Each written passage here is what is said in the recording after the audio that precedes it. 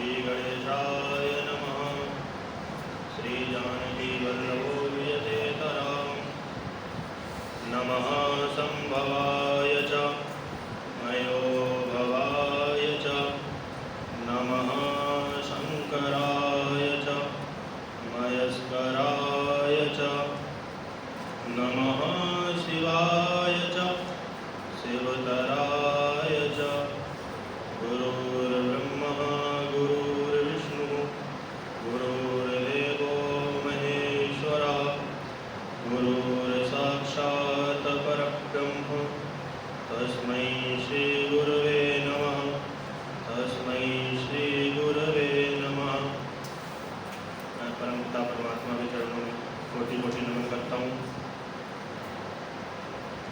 मैं महाराज श्री के चरणों में कोटि कोटि बारंबार नमन करता हूँ। जिनके सानिध्य में रहकर हम यहाँ पे शिक्षा ग्रहण कर रहे हैं। इस व्यास सभागार में उपस्थित गुरुजनों के चरणों में बारंबार मेरा प्रणाम। यहाँ पे उपस्थित छोटे एवं बड़े भाइयों का अभिवादन। कथा प्रारंभ करने से पहले हम भगवान का संकीर्तन करते हैं। कुछ क्षण भगवान का नाम लेते हैं। श्री कृष्ण गोविंद हरे मुरारी हे नाथ नारायण वासुदेवा। श्री कृष्ण गोविंद हरे मुरारी हे नाथ नारायण वासुदेवा। श्री कृष्ण गोविंद हरे मुरारी हे नाथ नारायण वासुदेवा। श्री कृष्ण गोविंद हरे मुरारी हे नाथ नारायण वासुदेवा।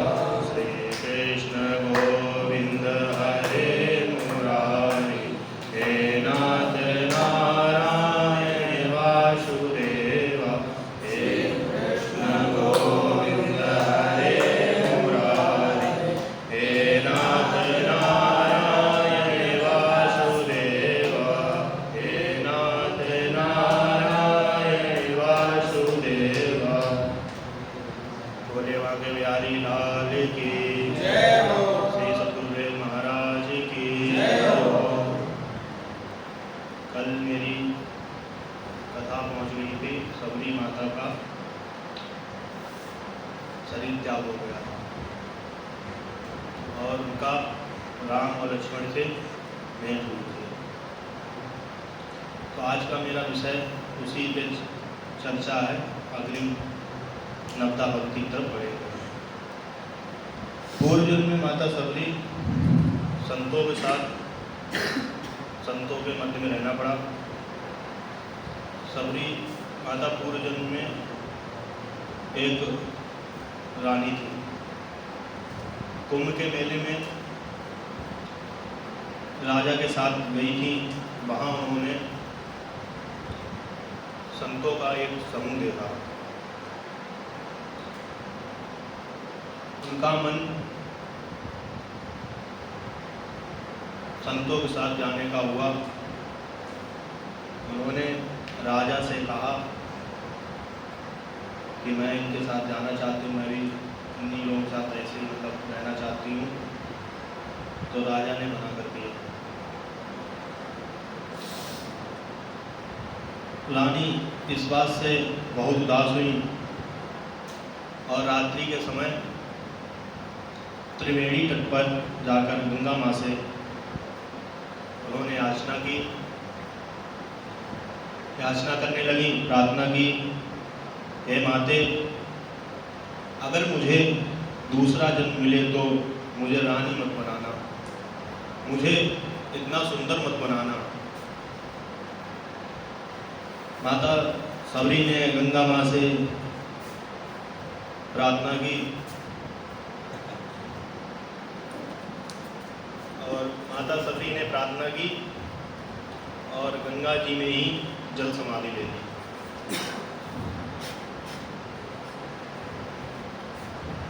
एक रानी थी जो माता सबरी, उन्हें भगवान राम को अपनी भक्ति के बल पर प्राप्त किया था। अब हम यहाँ से नवदा भक्ति पर चर्चा करते हैं। माता सबरी को प्रभु राम ने नवदा भक्ति सुनाई। नवदा भक्ति 9 प्रकार की होती है। नवधा, नव का अर्थ है 9 और धा का अर्थ है प्रकार, अर्थात 9 प्रकार की नवदा भक्ति। नवदा भक्ति का जिक्र धर्म ग्रंथों में, रामायण में व भागवत में मिलता है। सबसे पहले सतयुग में प्रहलाद ने अपने पिता हिरण्यकश्यप से कहा था। इसके बाद त्रेता युग में भगवान राम ने माता सबरी को नवदा भक्ति के बारे में बताया।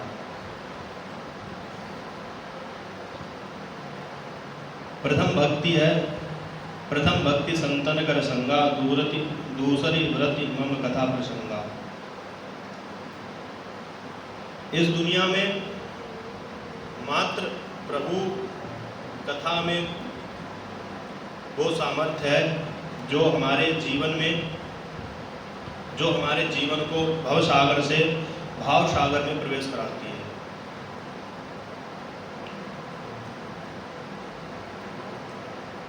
जो हमारे जीवन को भाव सागर में प्रवेश कराने का सामर्थ्य सिर्फ प्रभु की कथा ही है, जो हमें सामर्थ्य लाती है। कथा के अभाव से हमारा जीवन व्यथा से ज़्यादा कुछ भी नहीं है। भव रोगों को मिटाने की केवल और केवल एक ही उपाय है, वह है प्रभु की कथा। जीवन अगर नाव है तो प्रभु कथा उसे डूबने से बचाने वाली पतवार है।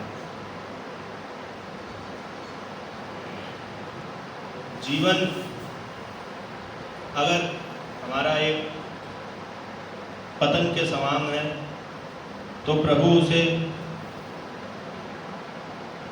भटकने से बचाने वाली डोर बनते हैं। जब हम किसी सत्संग में कथा सुनने या सत्संग सुनने जाते हैं तो प्रभु हमारी तत्काल ही रक्षा करते हैं। और जीवन अगर एक वृक्ष है तो प्रभु की कथा इसे सूखने से बचाती है। अतः प्रभु कथा का आश्रय लो, यह आपको भव सागर से बचा लेगी और भाव सागर में प्रवेश कराएगी। प्रभु राम ने माता सबरी को 9 प्रकार की भक्ति, नवदा भक्ति समझाई। उससे पूर्व उन्होंने कहा, सावधान सुन धर्मन माही। यहाँ पर मन में रखने की बात कही, क्योंकि भक्ति का संबंध मन से है, बुद्धि की बात नहीं है। वह कह रहे हैं कि यहाँ भगवान मन को मानने की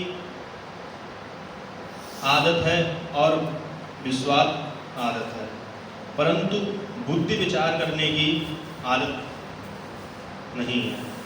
भगवान की भक्ति बुद्धि में रख लो या बुद्धि में रख ली जाए तो बुद्धि विचार ही कर सकती है, वह भक्ति का आरंभ नहीं करा सकती है।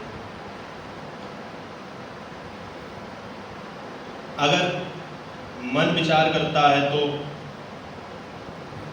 क्या वह इस संसार में आसक्त नहीं होता है। इसलिए महापुरुषों ने एक युक्ति दी है कि जो बिना विचारे संसार में आसक्त हो, जो इस संसार में बिना विचारे आसक्त हो जाता है, वही भगवान का भक्त हो सकता है। उसे विचार करना ही नहीं, सीधी भक्ति में लग जाना ही बताया गया है महापुरुषों द्वारा। जैसे माता पार्वती जी से सप्तऋषियों ने कहा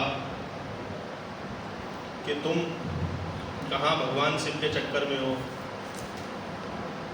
शिव को कोई चिंता नहीं रहती, भीख मांग कर खा लेते हैं। हमने तुम्हारे लिए एक वर ढूंढा है, वह बहुत सुंदर है, उसके पास धन की कमी नहीं है, तुम्हें सारी सुख सुविधाएं देगा। अब कहाँ तुम भगवान शिव के चक्कर में हो, जिसके पास रहने का कोई घर नहीं है, जो चोटियों पे रहता है, हिमालय में रहता है, बहुत कुछ भला बुरा भगवान शिव के बारे में सप्त ऋषियों ने कहा कि नारद जी ने तुम्हें बहका दिया है और तुम इस पागल के लिए तपस्या कर रही हो। जो पूरी तरह बावला है, तुम उस पर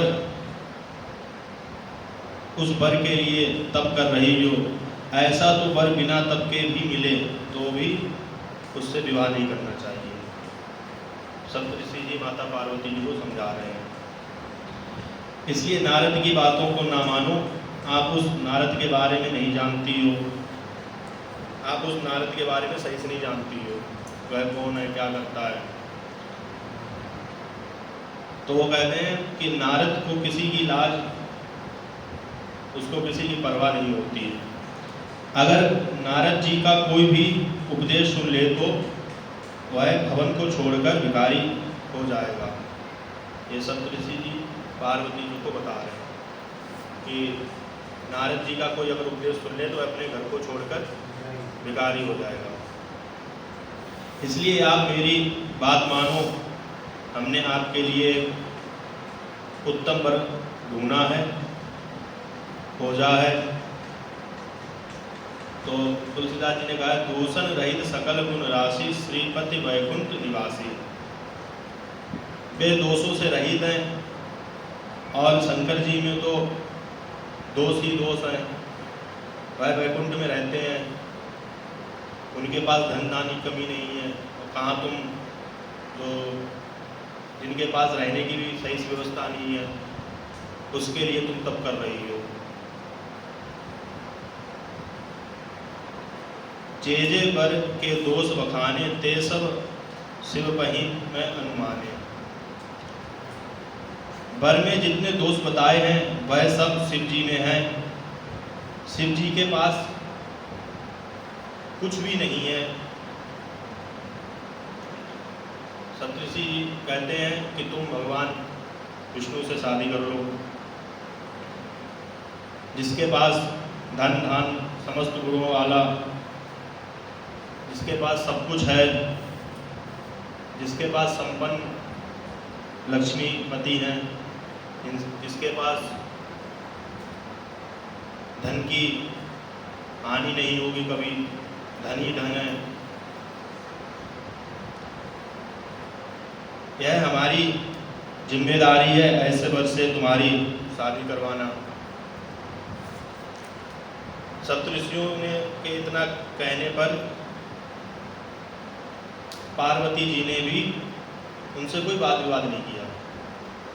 आज के प्रेजेंट टाइम में देखो, अगर शादी हो रही है और बहुत लोग ऐसे होते हैं, उनको बता देते हैं, लड़के वालों को,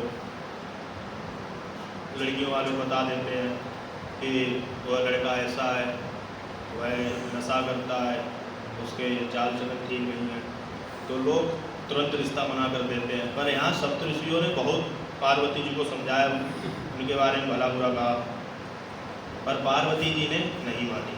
उनकी बात को लेकर ज़्यादा विवाद नहीं किया, वो कुछ बोली नहीं।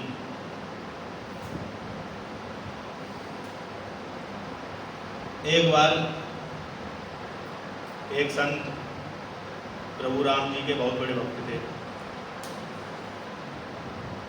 तो उनकी भेंट एक व्यक्ति से हुई।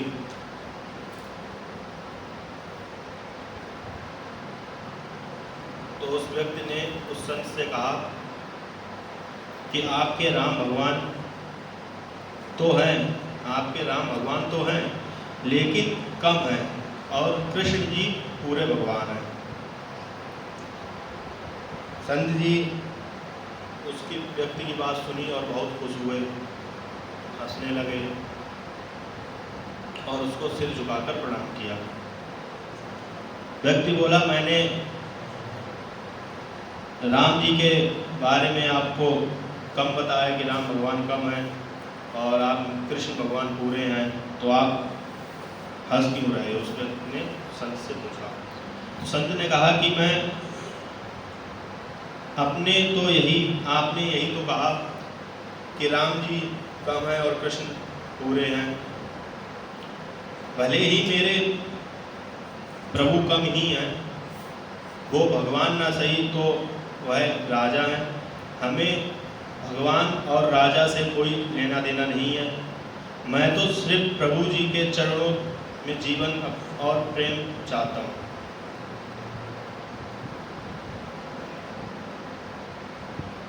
इस कहानी का भाव ये निकलता है कि जो संत थे वो उस व्यक्ति को ये समझाना चाहते थे कि मैं पूरे जीवन भर मैं सिर्फ अपने प्रभु के चरण और प्रेम चाहता हूँ। तो भक्त कभी विवाद में नहीं पड़ता।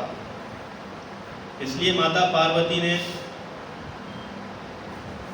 सप्तऋषियों को कहा, महात्मा आपकी बात बिल्कुल ठीक है, सही है, परंतु एक चूक हो गई आपसे।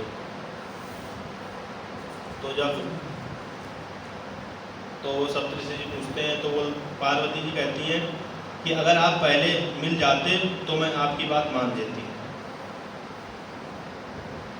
अब कौन गुण और कौन दोष का विचार करेगा? मैं तो अपना पूरा जीवन शिव को समर्पित कर चुकी हूँ। ऋषियों ने कहा, क्या यह तुम्हारी समझदारी है? तो माता पार्वती बोली, मैं कब कह रही हूँ कि यह मेरी समझदारी है? पार्वती जी ने कहा, हे मुनियों, आप मेरा अज्ञान तो देखिए कि मैं सदा शिव जी को ही पति बनाना चाहती हूँ। आप लोग मेरी मूर्खता पर हंसेंगे। मेरे मन ने हट पकड़ लिया है कि मैं अब शिव जी को ही अपना पति मानूंगी। यह एक भक्त का लक्षण है और यही कारण है जब संसार में कोई आसक्त हो जाए तो समझाने वाला उसे समझाने के बाद भी नहीं समझा पाता है। बहुत कोशिश की सप्तऋषियों ने पार्वती जी को समझाने की, लेकिन पार्वती जी नहीं समझ पाई उनकी बात को, और उन्होंने समझा भी नहीं पाया से, जबकि उन्होंने अपना पूरा प्रयास कर लिया समझाने, पूरी कोशिश कर ली समझाने की, पर पार्वती जी के मन ने हट ठान ली और वह अपने शिव जी को ही पति मान बैठी। अगर आपको उस परमात्मा से लगाव हो जाए तो उसे भला कुछ छुड़ा सकता है।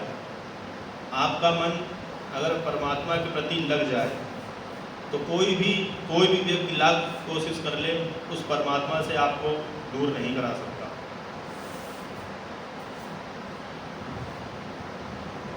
एक दिन की बात है कि श्री कृष्ण एक दिन बहुत विलक्षण लीला की, और लीला कैसी की कि राधिका जी गोपियों के संग श्री धाम वृंदावन में निरंतर प्रेम आंसू बरसते थे। एक दिन श्री कृष्ण की याद में व्यतीत कर रही थी तो राधा जी ने पत्ते का एक दोना बनाया और उस दोने में एक माला रख दी और आंसुओं के प्रेम से सींचकर उस दोने को यमुना जी में बहा दिया। जैसे कोई संदेश हो, कृष्ण जी मथुरा में और राधिका जी वृंदावन में, लेकिन जो यमुना जी की धारा है उसमें दोनों का बहा जो उन्होंने दोना माला का बनाया था उसको उसी यमुना जी की धारा में बहा दिया। एक संकेत यह भी है कि प्रेम की धारा में बहकर देखो, ये दोनों दिखाई तो दे रहे हैं परंतु यह दोनों एक ही हैं। श्री कृष्ण उद्धव जी के साथ मथुरा में यमुना जी में स्नान कर रहे थे मानो वह दोना यमुना जी उनके पास खुद लेकर आई हो, और कृष्ण ने गंगा जी में जब डुबकी लगाई और डुबकी लगाकर जैसे ही ऊपर निकले तो वह दोने का पत्ता जो था उनके सिर से टकराया और वह माला उनके गले में गिर पड़ी। उधर जैसे ही माला उनके गले में गिरी, उधर राधा जी के आंसू बहना बंद हो गए और कृष्ण के आंसू निकलना शुरू हो गए। यह उद्धव जी सब देख रहे थे। तो उद्धव कह रहे, प्रभु यह आंसू कैसे आ रहे हैं? प्रभु ने कहा, यह आंसू राधा जी और गोपियों के ही हैं, क्योंकि मुझे और मुझमें और उनमें भेद कोई नहीं है। तो उद्धव ने कहा, प्रभु मैं वृंदावन जाऊं? तो भगवान बोले, मैं भी चाहता हूं कि तुम वृंदावन जाओ। ज्ञान के द्वारा भव की आसक्ति नहीं मिटाई जा सकती, लेकिन जिसके मन में भगवान की भक्ति हो उसे ज्ञान के द्वारा नहीं मिटाया जा सकता, वह भगवान का भक्त है। जब उद्धव जी जाने लगे तो भगवान ने कहा कि गोपियां भाव में इतनी मग्न हैं कि मेरे अलावा वह दूसरे को देखेंगे भी नहीं, तुम्हें वृंदावन में प्रवेश भी नहीं मिलेगा। तो उद्धव जी बोले, तो मैं क्या करूं? तो कृष्ण ने कहा कि मेरे वस्त्र पहन के जाओ और मेरा रथ लेके जाओ। तो इधर उद्धव जी वृंदावन की ओर प्रस्थान करते हैं और वे मथुरा से वृंदावन की ओर चले। जैसे ही वो वृंदावन के पास आए तो वहीं से प्रेम ने अपना अनोखा रंग दिखलाया। जैसे ही उन्होंने वृंदावन में प्रवेश किया, वृक्षों का झूमना शुरू हुआ, मानो वह कुछ उनसे कह रहे हो। वृक्ष बार बार झुक रहे थे, इधर उधर झूम रहे थे और वह कह रहे थे कि इधर आओ, इधर आओ। तो अगर हमें किसी के प्रति लगाव हो जाए तो उसको मिटाना बहुत मुश्किल काम है। किसी के प्रति तुझे, चाहे वो प्रभु के प्रति हो या माता पिता के प्रति हो या गुरुजनों के प्रति हो या दोस्त या भाई, किसी के प्रति हो,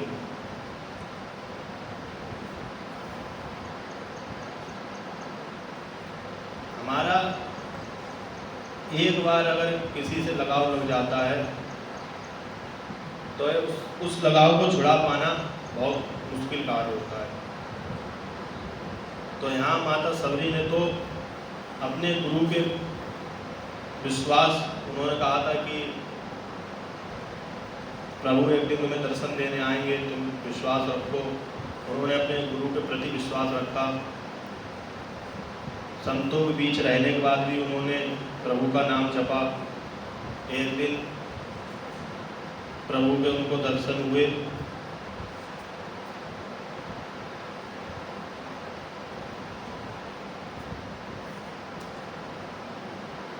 उद्धव जी अब वृंदावन गए हैं, तो इसकी आगे की कहानी जब हमारा अगला सत्र आएगा तो उसको सुनाएंगे। यहाँ पर प्रभु के कुछ संकीर्तन हो जाए।